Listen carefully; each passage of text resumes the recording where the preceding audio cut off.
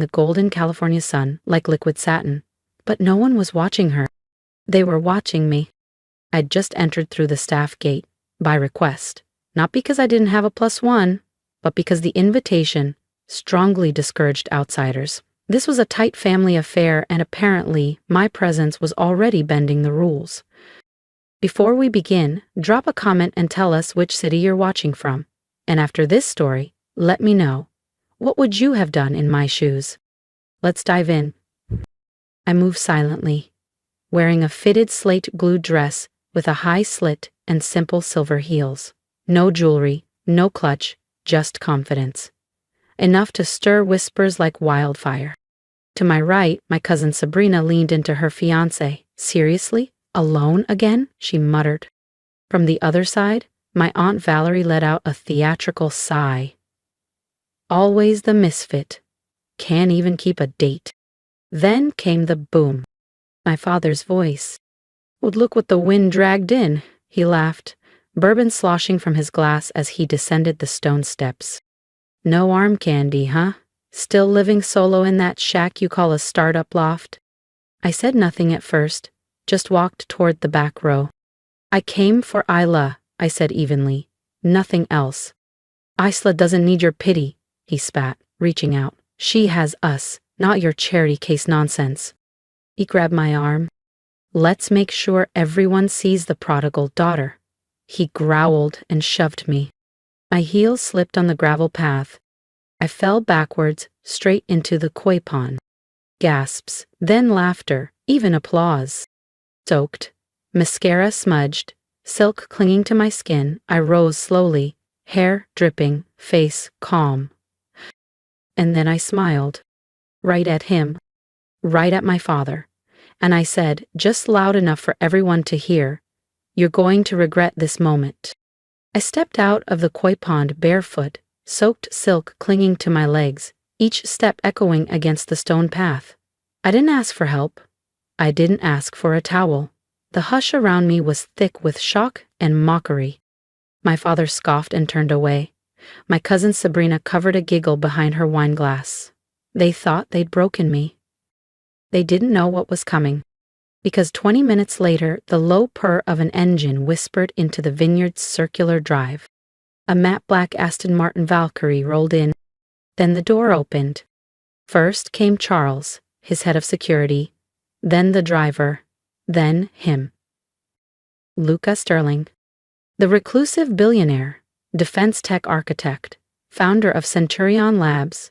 He rarely appeared in public, let alone weddings of people who had insulted his wife.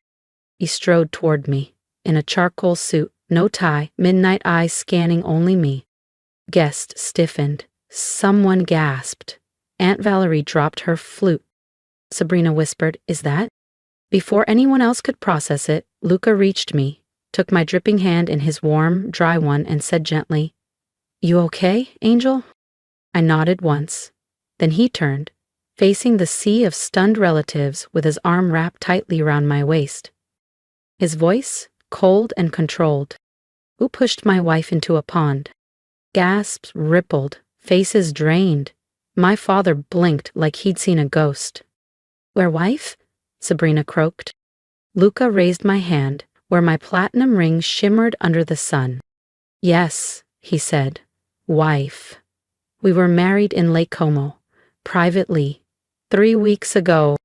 Then, fixing his gaze directly on my father, he added, "And since your family didn't think she was worth bringing a +1, I thought it was time I introduced myself." That was the moment everything changed. Because that wasn't the finale, that was the launch. The beginning of how I tore down every smug smile, every cold dismissal, every barrier they built around my name, and made them all choke on their pride. Someone dropped a wine glass near the catering tent, and the shatter rang across the courtyard like a warning bell. I stood there, drenched and defiant, my hand laced with Luca's as my family looked on like they were seeing a ghost. I could practically hear the calculations running behind their stares. Him? With her? Why? Megan broke first. "This is insane," she said, taking a shaky step forward in her designer gown. "You're lying. She's not married to you. She couldn't be." Luca tilted his head slightly.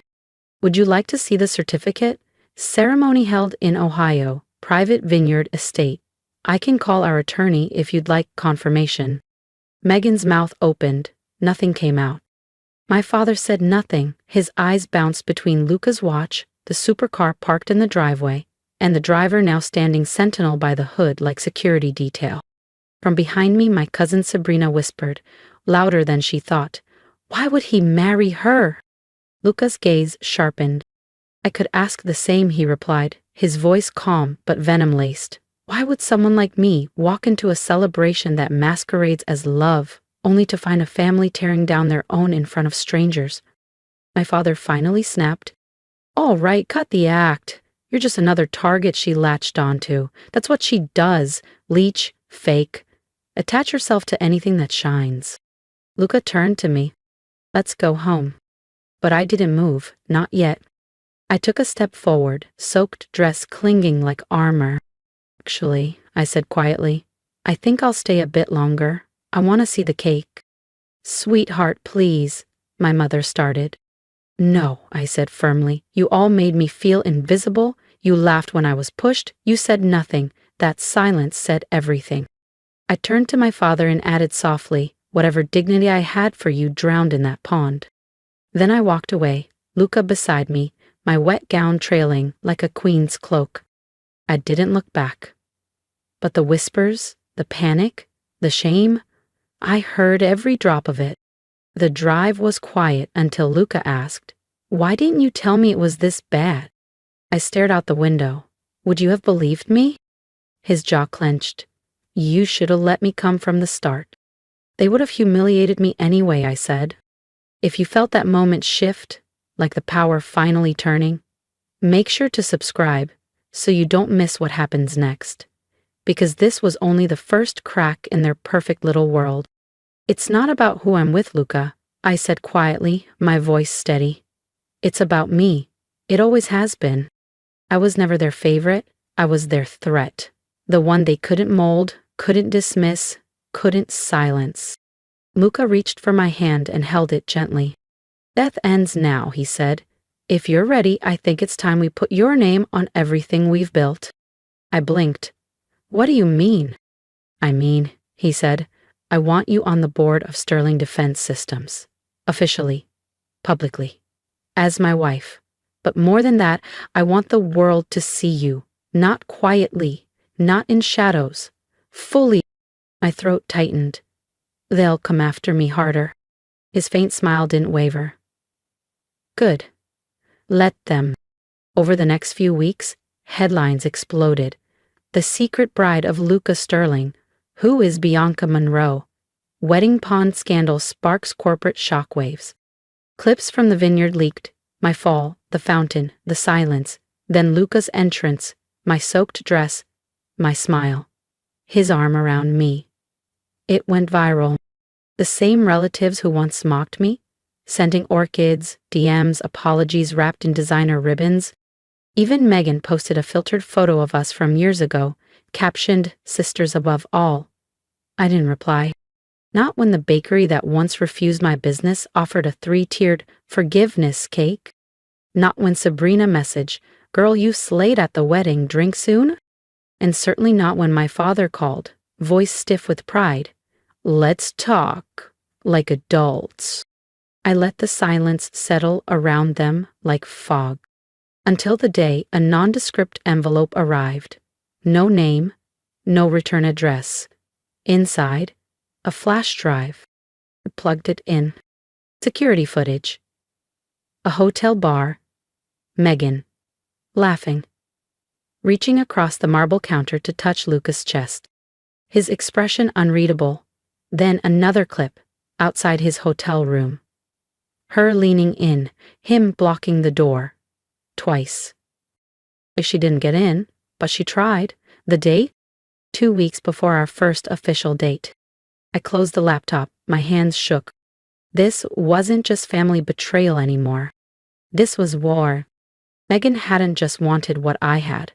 She wanted to destroy it because she couldn't own it. I didn't cry. I didn't even call Luca. Not yet. I just leaned back in my chair, heart pounding, and whispered to myself, "So? You want war? And then I played the footage again. Luca never touched her. His body language was stiff, guarded. His hands stayed down, his jaw was clenched. But Megan laughed like she'd already won, as if she believed the world and the man standing in front of her belonged to her by default. It made my stomach turn. She hadn't just tried to take him. She tried before I ever knew what he would become to me, before I even knew. Now, she was rebranding herself as the gracious sibling online. #family first, reposting filtered wedding clips like nothing had happened. The betrayal wasn't just personal anymore, it was strategic. The next morning, I told Luca everything. He sat still, listening closely. No interruptions. When I finished, he exhaled slowly. I should have told you, he said. She came onto me that night. I shut it down. I thought ignoring it was enough. You backed off? I thought so. I never touched her, Bianca. Not for a second. I believed him. But what sat heavy in my chest wasn't doubt about him. It was clarity about her. She won't stop, I whispered. This isn't jealousy. This is about control. If she can't have you, she'll burn everything we built. Luca nodded. Then we stopped being polite. We stopped protecting her image. You want to take off the mask? I'll help. But I didn't need his help, not yet. Because someone else came forward first. A message request from a woman named Emma Hartley. You don't know me, but I used to date a guy named Luke. He was engaged to your sister once. He told me things. I didn't believe him until I saw the fountain video. Can we talk? We met at a quiet cafe tucked into downtown Sonoma. Emma looked pale, jittery. Her eyes kept flicking toward the door, as if she expected Megan to walk in any second.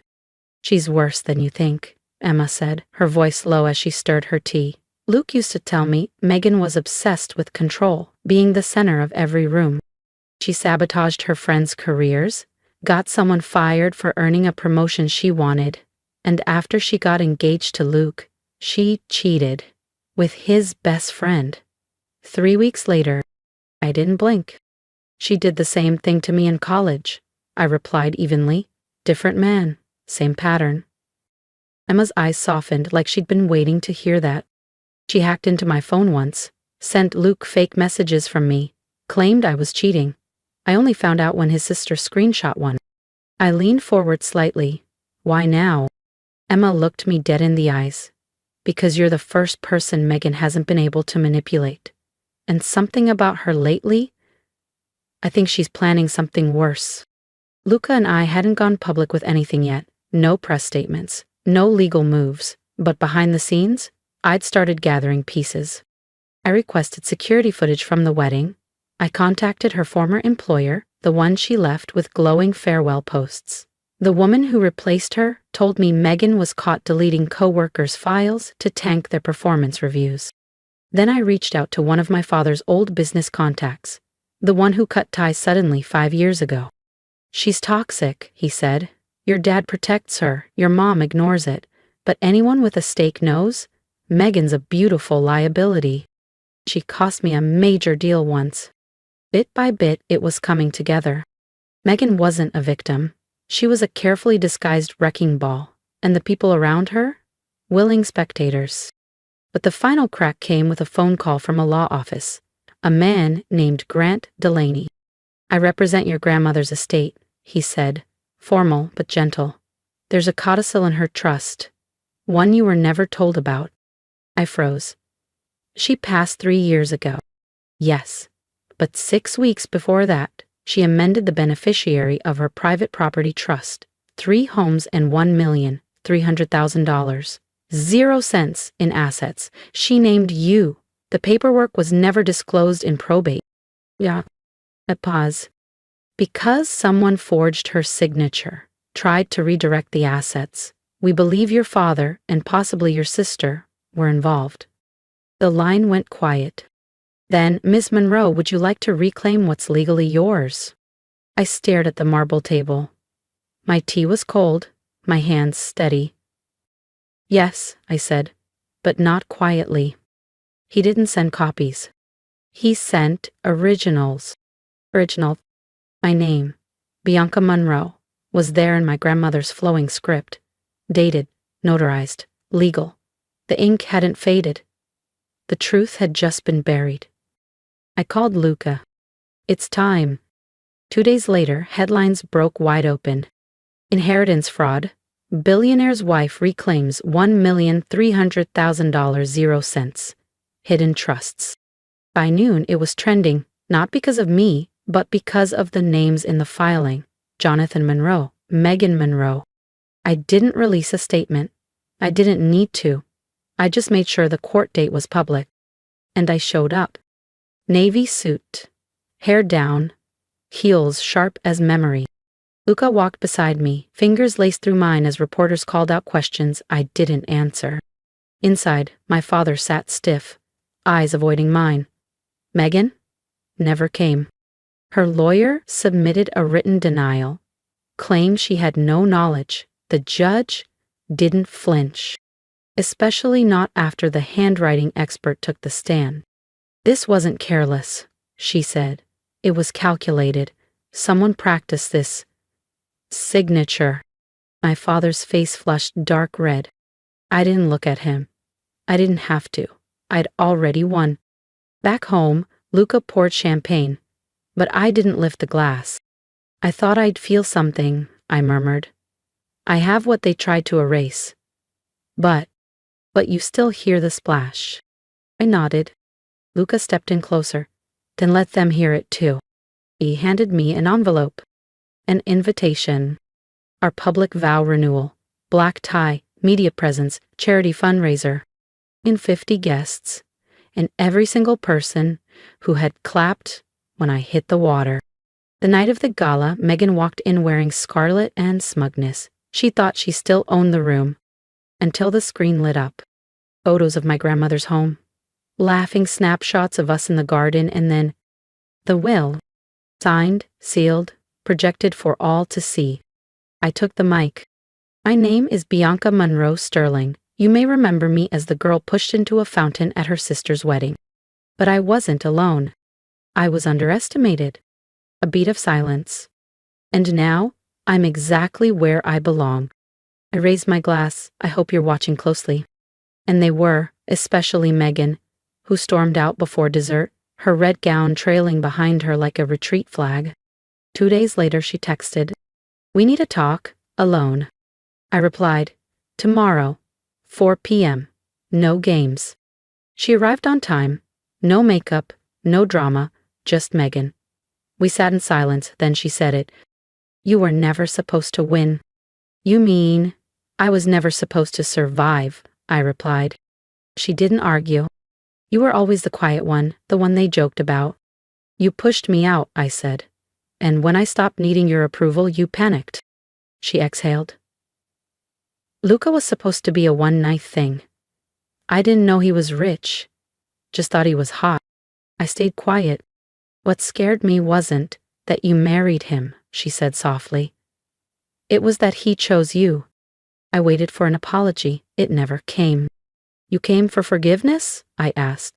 "No. I came to stop pretending." "You won." "I didn't win," I said. "I became." She stood. "No goodbye." I didn't follow. Weeks passed. The court restored my inheritance. My father was fined. His stock dropped. Megan disappeared from social media. But I didn't. I kept rising. Not for revenge, for me. On our anniversary, Luca and I returned to the vineyard. I stood at the fountain and saw a woman rebuilt. "Do you forgive them?" he asked. "No," I said. "But I forgive me." And the sun set behind us. Golden, warm, just like my future. If you've ever been underestimated, overlooked, or pushed aside, leave a comment and tell me how you rose above it. I read every one. Your words remind me I'm not alone, and if my story moved you, hit subscribe. Not just for me, but for every quiet fighter finding their voice.